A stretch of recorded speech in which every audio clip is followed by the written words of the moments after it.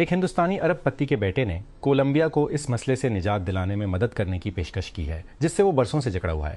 ہپوز کا ایک ریورٹ جس کا تعلق منشیات کے مشہور مالک پابلو ایسکوبار سے ہے۔ ایسکوبار جسے 1903 میں پولیس نے گولی مار کر ہلاک کر دیا تھا، غیر قانونی طور پر غیر ملکی جانوروں کو درآمد کرتا تھا جس میں ایک نر اور ایک مادہ ہپوپوٹیمس بھی شامل تھا جسے کوکین ہپوز کہا جاتا ہے۔ اوپن اے آئی کے دو بانیوں سیم آلٹمین اور ایلون مسک کو ایک دوسرے کے خلاف ایک مقدمے کی سماعت کیلیفورنیا میں شروع ہوئی ہے جس میں فریقین کمپنی کی تاریخ اور صارفین کے لیے ذمہ داریوں کے بارے میں دوہری داستانیں پیش کر رہے ہیں۔ گہرے رنگ کا سوٹ اور ٹائی پہنے ہوئے مسک سے ان کے ایک وکیل نے پوچھا کہ جب اس نے موقف اختیار کیا تو مقدمہ کیا تھا۔ یورپی قانون سازوں نے فعال رضامندی کے بغیر جنسی کو عصمت دری کے طور پر بیان کرنے کے حق میں ووٹ دیا ہے، جو یورپی یونین میں خواتین کے حقوق اور جنسی تشدد سے بچ جانے والوں کے لیے ایک تاریخی قدم ہے۔ منگل کو بھاری اکثریت سے منظور ہونے والی یورپی پارلیمنٹ کی قرارداد یورپی یونین کے تمام رکن ممالک پر زور دیتی ہے کہ وہ رضامندی کے لیے صرف ہاں کا مطلب ہاں کا قانونی معیار اختیار کریں، جبکہ یہ تسلیم کرتے ہوئے کہ جبر کے ذریعے حاصل کی گئی ہاں درست نہیں ہے۔ یوکرین کے صدر ولادیمیر زیلنسکی نے اسرائیل پر الزام لگایا ہے کہ اس نے جان بوجھ کر روس کی طرف سے چوری شدہ اناج کو اسرائیلی بندرگاہوں پر اتارنے کی اجازت دی ہے اور اس کھیپ میں ملوث کسی بھی شخص پر پابندیاں عائد کرنے کی دھمکی دی ہے، جو کیف کا کہنا ہے کہ اسرائیلی حکام سے متعدد اپیلوں کے باوجود جاری ہے۔ میں زیلنسکی کا منگل گیا تک گہری ہوتی ہوئی درار کی عکاسی کرتا ہے، جسے دونوں ممالک کے درمیان گہری ہوتی ہوئی درار کی عکاسی کرتا ہے، جسے پنومیتس نامی بحری جہاز کی اسرائیلی پانیوں میں آمد نے سر پر لایا، جو گزشتہ ہفتے حیفا بے میں داخل ہوا تھا اور اس وقت سمندر کے کنارے لنگر انداز ہے بظاہر برت کا انتظار کر رہا ہے۔ یوکرین کا کہنا ہے کہ یہ جہاز مقبوضہ یوکرین کے علاقوں سے چوری شدہ گندم لے جا رہا ہے اور اس ماہ حیفا میں گودی اور اتارنے کے لیے یہ دوسری کھیپ ہوگی۔ ایک اسرائیلی فوجی بٹالین جس نے مقبوضہ مغربی کنارے میں CNN کی ایک ٹیم پر حملہ کیا تھا اور اسے حراست میں لیا تھا، ایک ماہ کی معطلی کے بعد دوبارہ تعینات کر دیا گیا ہے، ایک اسرائیلی سیکیورٹی ذریعے نے CNN کو بتایا۔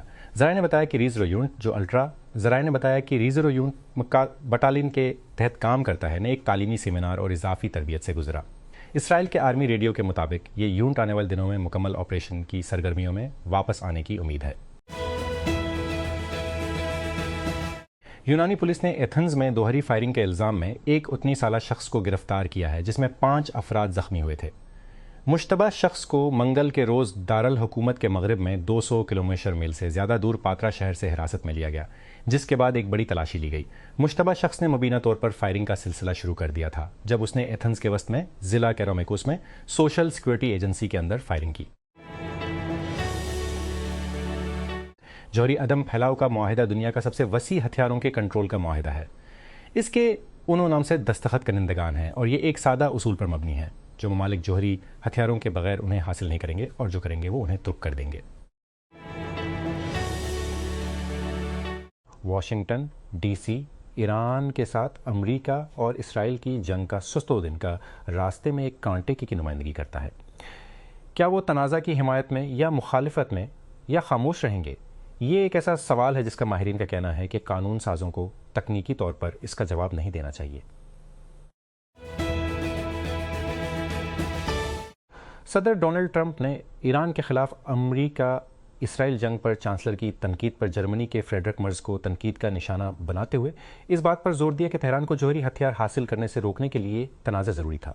منگل کے روز ٹرمپ کا تبصرہ یورپی اور نیٹو کے اتحادیوں کے ساتھ جنگ کی مکمل حمایت یا اس میں حصہ لینے کی خواہش نہ رکھنے پر ان کی اکثر مایوسی کا اظہار کرتا ہے۔ تقریباً جیسے ہی اوپن اے آئی نے اعلان کیا کہ اس کے بڑے سرمایہ کار اور کلاؤڈ پارٹنر مائکروسافٹ کے پاس اب اس کی کسی بھی مصنوعات کے خصوصی حقوق نہیں ہیں، ایمیزون نے خوش ہونا شروع کر دیا۔ پیر کو نظرثانی شدہ اوپن اے مائکروسافٹ معاہدے کے اعلان کے بعد امازون کے CEO اینڈی جسی نے ایک ٹویٹ میں نوٹ کیا کہ یہ ایک بہت دلچسپ اعلان تھا۔ اس معاہدے نے اوپن اے آئی کے AWS کو اپنی مصنوعات پیش کرنے کی اجازت دینے کا مسئلہ حل کر دیا۔ یہ مسئلہ ایمیزون کے 7 بلین تک کے معاہدے پر دستخط کرنے کے بعد کرسٹل ہو گیا۔ اسلام آباد اس سال توانائی کی قیمتوں میں 24% اضافے کا امکان ہے، جو 2020 میں یوکرین پر روس کے حملے کے بعد سے ان کی بلند ترین سطح پر ہے۔ کیونکہ مشرق وسطیٰ میں جنگ عالمی اجناس کی منڈیوں کو شدید جھٹکا دیتی ہے۔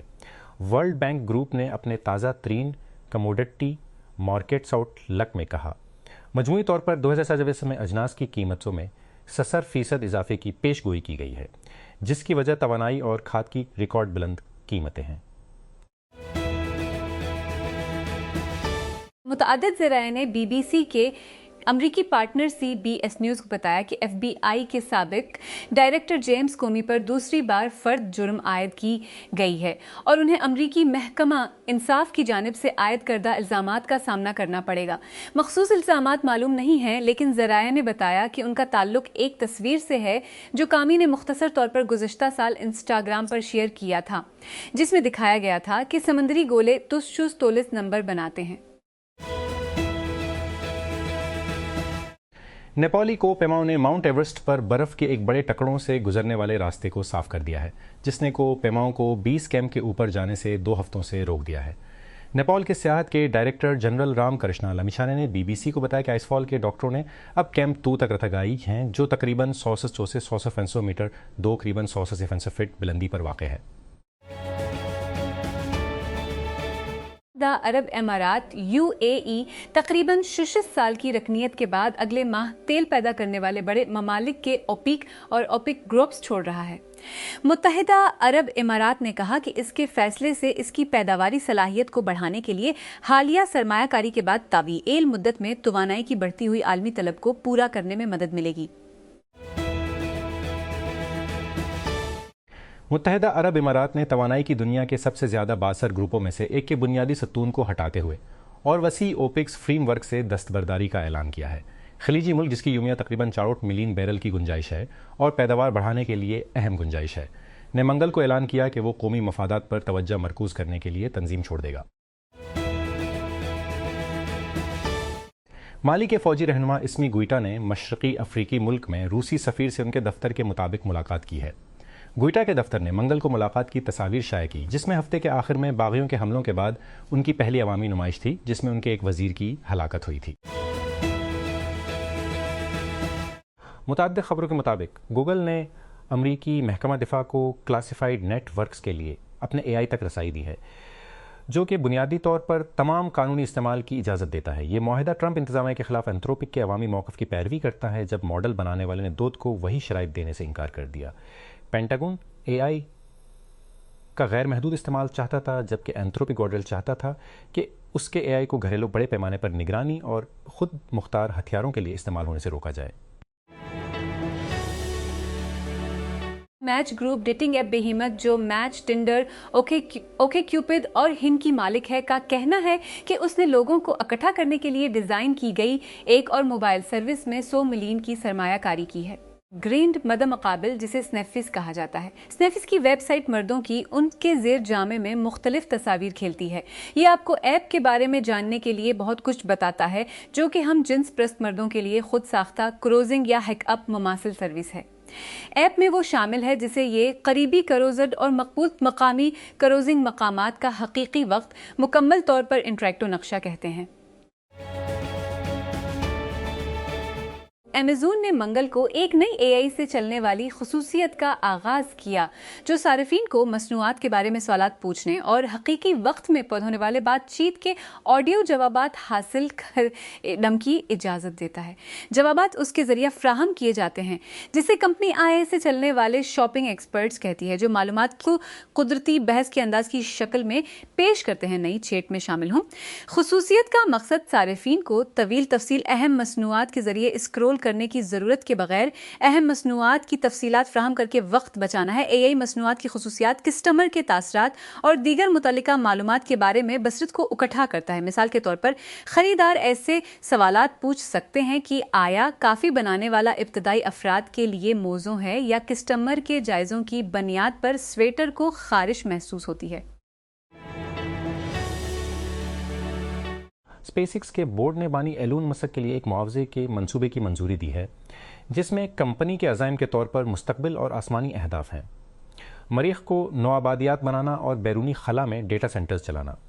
مسک کے بڑے پیمانے پر پے پیکج کی تفصیلات سیکیورٹیز اینڈ ایکسچینج کمیشن کے پاس حالیہ ہفتوں میں دائر کمپنی کے خفٹریشن اسٹیٹمنٹ میں سامنے آئی ہیں اور رائٹرز نے اس کا جائزہ لیا ہے۔ اسلام آباد وزیر صحت مصطفیٰ کمال نے منگل کو کہا کہ پاکستان میں اس وقت HIV کے 4.2 کیسز رجسٹرڈ ہیں، جبکہ تونسا سے اس سال کوئی کیس رپورٹ نہیں ہوا۔ پنجاب کا ایک شہر تونسا حالیہ دنوں میں سرخیوں میں ہے، جب BBC کی ایک تحقیقات میں انکشاف ہوا ہے کہ وہاں کے ایک سرکاری ہسپتال کے بچوں کے وارڈ میں سنگین بدعنوانی اس سہولت کے بچوں میں HIV کے پھیلنے سے منسلک ہونے کے مہینوں بعد بھی جاری رہی۔ بوسنیا اور ہرزیگوینا نے گیس پائپ لائن کی تعمیر کے لیے ایک معاہدے پر دستخط کیے ہیں، جسے ریاستہائے متحدہ کے صدر ڈونلڈ ٹرمپ سے منسلک سرمایہ کاروں کی حمایت حاصل ہے، اور اس نے روس کی سپلائی پر ملک کا انحصار کم کرنے کا وعدہ کیا ہے۔ اس معاہدے پر جو منگل کے روز ہمسایہ ملک کروشیا کے ساتھ ڈوبروونک شہر میں ایک سربراہی اجلاس میں دستخط کیے گئے تھے، اس کا مقصد سراجیوو کو روسی گیس پر انحصار سے نجات دلانا ہے، جس کا مقصد سراجیوو کو روسی گیس پر انحصائی کی خریداری پر یورپی یونین کی پابندی سے پہلے کرنے کی ضرورت ہے۔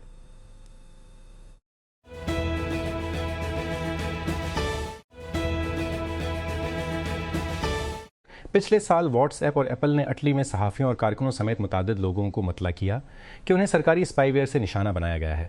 خاص طور پر واٹس ایپ نے اسرائیلی امریکی نشانہ بنایا گیا ہے۔ خاص طور پر اسرائیلی امریکی سرویلنس ٹیک بنانے والی کمپنی پیراگون سولوشنز کی طرف انگلی اٹھائی، جس نے اپنے گرافیت اسپائی ویئر کے ذریعے دنیا بھر میں تقریباً 90 لوگوں کو نشانہ بنایا۔ اطلاعات نے اٹلی میں ایک اسکینڈل کو جنم دیا جو اب بھی سامنے آ رہا ہے۔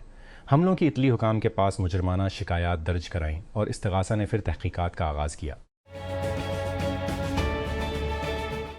ایکسچینج کمپنیز ایسوسی ایشن آف پاکستان نے آج ایک میٹنگ میں کہا کہ جب پاکستان میں کرپٹو کرنسیز کو قانونی شکل دی جائے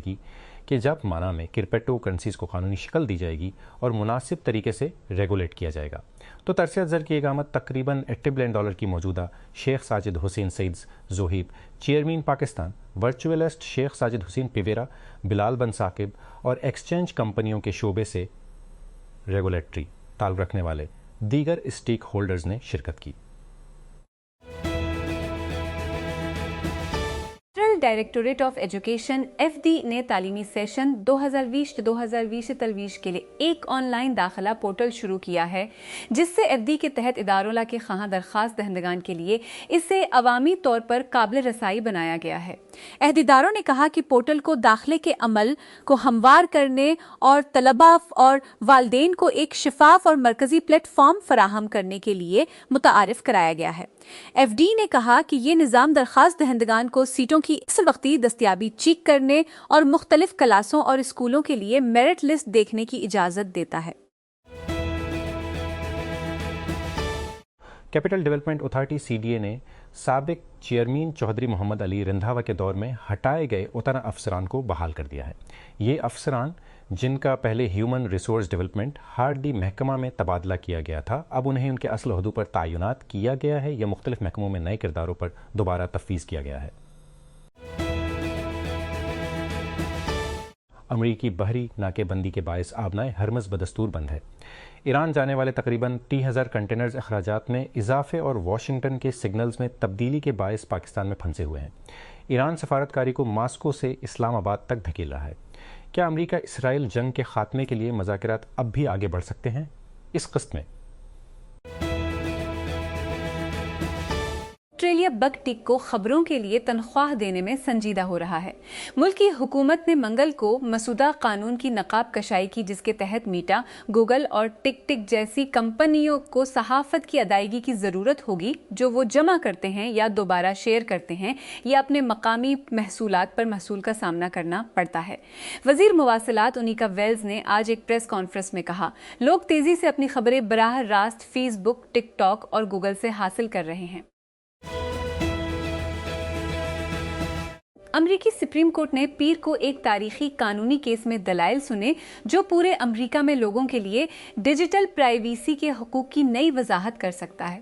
کیس چیٹری بمقابلہ ریاست دہائے متحدہ حکومت کے نام نہاد جیوفنس تلاش کے وارنٹ کے متنازع استعمال پر مرکوز ہے۔